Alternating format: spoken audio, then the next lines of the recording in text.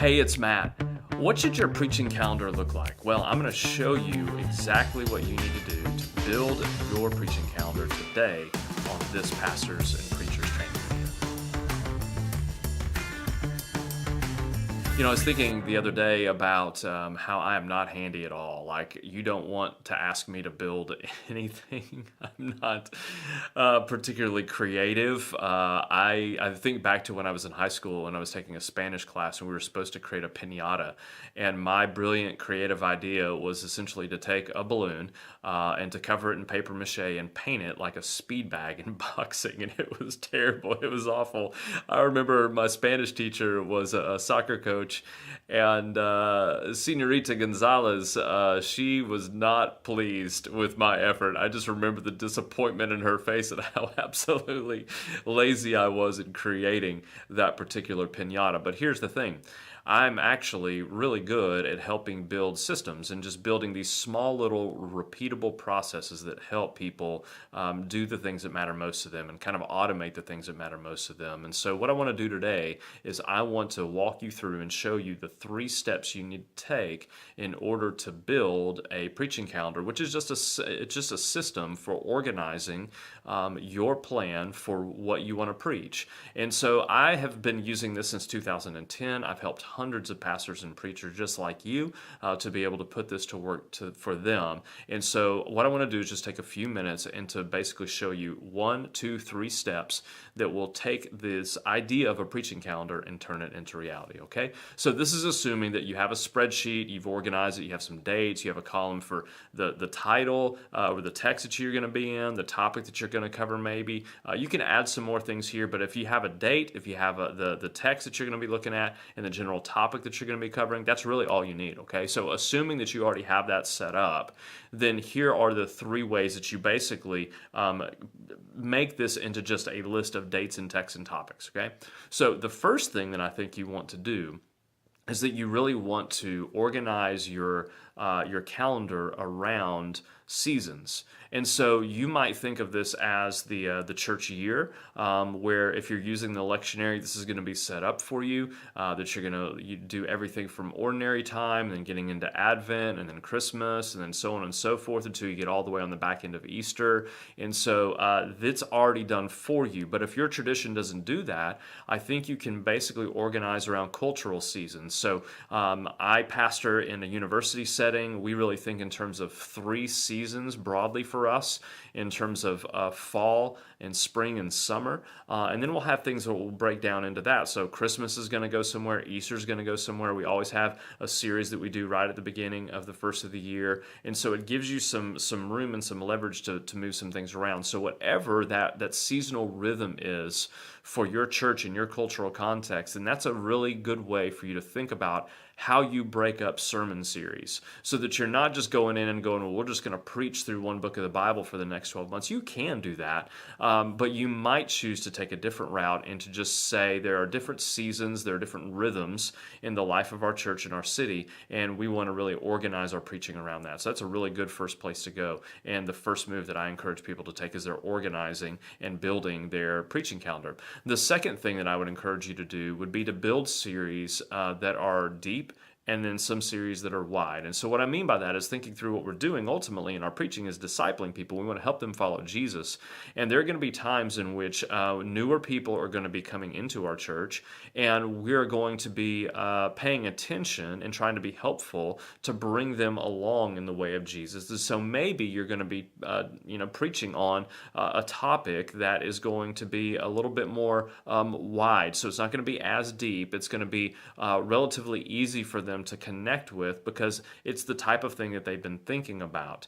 And so I love creating those around Easter. I love creating those around the first of the year for us, and really at the beginning of the fall semester. Those tend to be the times when we see new people come into our church, and we want to be addressing topics that aren't either very church specific for us as a community, or maybe even not as familiar to people who aren't followers of Jesus yet. So we want to go wide in some of our series, and then there are going to be times in which we want to go deep as well, that we know that there are seasons of the year where we're not going to have a lot of new traffic coming in and not a lot of new people coming into our church, or we just know that we want to basically take an idea, a topic, or a particular part of the Bible, and we do want to go deep there. We want to slow down. We want to see if we can just help people continue to grow, mature, deepen their roots in the Christian faith. And so we want to have some series that do go deep, and we want to have some series that do go wide. Now, what I'm interested in, and I'd love for you to leave a comment below, is how do you think through this? Now, that may be a totally foreign concept for you, but if you think sometimes about addressing maybe it's topics or text, so how do you mix it up a little bit in your approach?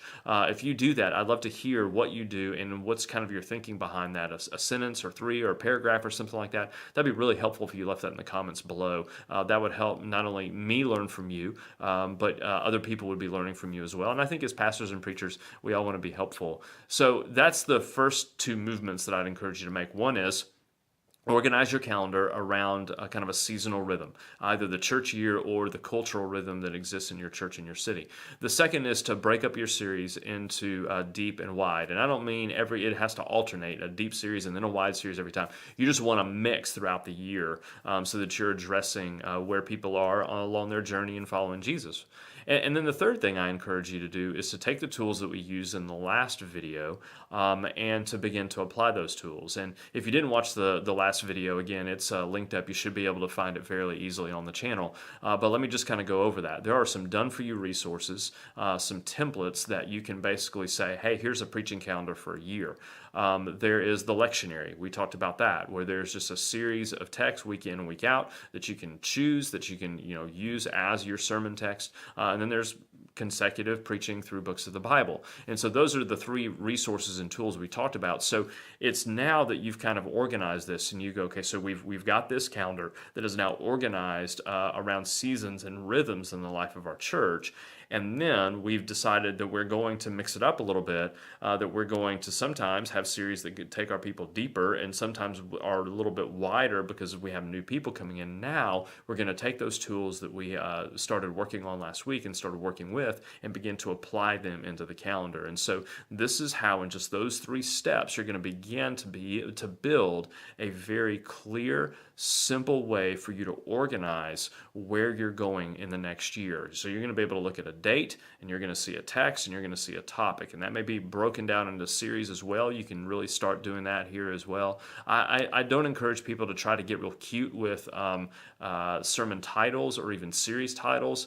You don't need this. You can just write Gospel of John, real simple. If you're going to preach on marriage, that's fine. You don't have to do the marketing of that series yet. You're just wanting to get simple things put down in front of you so it would be able to help you. Okay? So those are the three things that we're doing. We're building around cultural and seasonal rhythms. We're basically coming along and then organizing our series around some things that are deep, some things that are wide, and then we're using the tools that we've talked about in a previous video. Now, if you want another way that would actually speed up your process and help you finish the work of building this calendar in a way that's going to take all the guesswork out of it and walk you step by step through that process, then in the video description below, we have a free training class that you can take. We're going to give you the template for a preaching calendar. It's going to be right there. You don't have to create anything. The spreadsheet's already there for you. It's customizable. You can put your church name in there. You can do a lot of different things with it. But we just wanted to give that to you and then walk you through that process in about 45 minutes. And so it's a little bit more in depth than we have here. But at the very least, what you have in this video are the significant movements that you need to take from just a blank spreadsheet with some dates and some possible texts and topics. And now you're beginning to really organize things around it. And so if you'll just take those three steps that we covered in this video, then you're going to have the significant foundation in what you need to be able to build your preaching calendar. Now, next video, we're going to come back and talk about now how do you use this preaching calendar that you've just built? Because why would we want to have a tool and a resource that we don't actually use, right? So I'm going to show you a few ways that you can actually take this resource and put it to work for you and for your church. So make sure that you've subscribed to this channel, and that way when we release this video next Wednesday, it's going to be right there waiting for you. And if there's anything that I said today that was helpful for you, I'd love to hear about it. And so would love for you to leave a comment below and just maybe tell me what your biggest takeaway was. Or if you just want to tell me, hey, this was helpful, thanks, then that would mean a lot too and would help other people as well. And so, again, we are so grateful at Pastors and Preachers to be able to come alongside and to help you not only live faithfully and lead fruitfully, but to enjoy that. What we have been called to do in this work is not a drudgery. It's not easy. It's not complicated. So we really do need one another, and we need to find times where we're encouraged and helped, and that's what we love doing here at Pastors and Preachers. So again, thank you so much for your time and attention, and wherever you are, I hope you have a good day, and take care, and I'll see you next time.